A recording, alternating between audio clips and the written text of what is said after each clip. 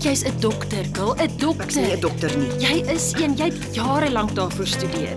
Jy het studeer en gewerk om suksesvol te wees en toe raak jy huisvrou. Wat van kinders grootmaak, na families omsien? Hoekom sien ons dit nie as suksesvol nie?